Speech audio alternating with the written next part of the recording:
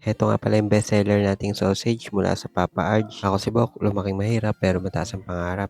Tara samahan niyo ako gumawa ng order. Ngayong araw nga pala ay may order sa ating 5 Hungarian silog at 2 Hungarian on stick. Kaya ang ginawa ko ay papakuluan muna natin itong mga Hungarian sausage natin tapos nagprito na din ako ng egg. Pagkakulo nga ay hinango ko na para madrain yung tubig saka natin ito ipiprito. Bali hiniwa-hiwa ko na muna nga yung mga gilid niya para maluto yung loob at may design na rin kumbaga. Saka ko naman na isinalang dito sa mantika. Ang Hungarian silog ko nga pala ay 85 pesos, kapag sandwich 70 at kapag naman on stick lang 55 lang. May keso na nga rin pala to sa loob kaya naman sobrang cheesy din talaga. Habang gumagawa nga ako ng order na i-deliver ko ay may umorder ng fries. Syempre pagbibila natin yan. 10 pesos na price nga pala ay 50 grams. At habang inaantay kong maluto yung fries ay hinango ko na itong mga sausage natin. Tapos ay nilagay ko na nga ng cheese powder itong mga fries para maibigay na kay customer. Bali 3 flavor nga pala yung fries natin. Merong cheese, sour cream at barbecue.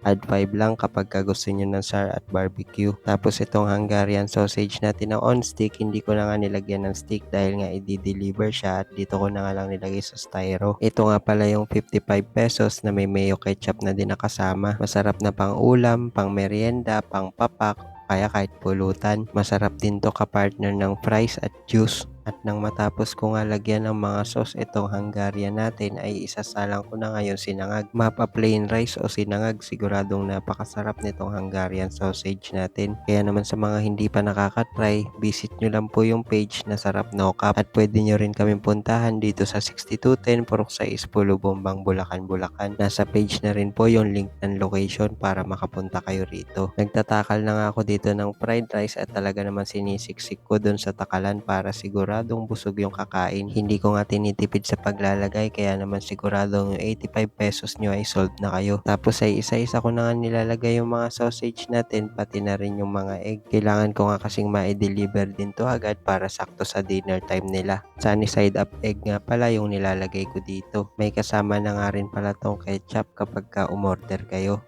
Nang matapos na nga ako sa pag-prepare ay umalis na nga ako para mag-deliver. Bike nga lang pala yung gamit-gamit ko kapag nagdi-deliver ako. Bali sa San Nicolas nga ako magdi-deliver sa may Scale Up Philippines. At located nga pala to sa may San Nicolas, sa may Astana Building, tabi lang ng Alphamart. Dito nga din pala located ang Dahab, Bulacan. Medyo malabo lang sa cellphone ko pero kitang kita dito sa labas ang logo ng Scale Up Philippines at ng Astana Building. At dito sila sa second floor located kaya naman pagpasok nyo ay sobrang aesthetic talaga. Shoutout nga pala dito kay Lalaki at kay Kati. Thank you po sa pag-order. Ito nga palang Dahab Bulacan ay isang co-working space. Pwede kayo rito mag-chill, magkape dahil meron na din dito ang Asami Coffee Bar. Air condition na din sila dito at may mga table at maraming upuan kaya naman kahit ilan kayo ay pwede. Bagay na bagay nga to lalo ngayon darating na pasukan. Pwede kayo rito gumawa ng assignments, projects or kahit yung mga nag-online work. Siguradong may enjoy nyo yung pagstay dito dahil sobrang peaceful ng lugar at makakapag-isip talaga kayo ng maayos. Kaya naman visit nyo na din yung page ng Dahab Bulacan at ng Scale Up Philippines para sa iba pang detalye. At heto nga kinakain na nila yung dineliver ko kaya naman sobrang thank you talaga dahil nagustuhan nyo at nasarapan kayo. O paano, hanggang dito na lang muna itong video natin na to. Salamat po sa inyo.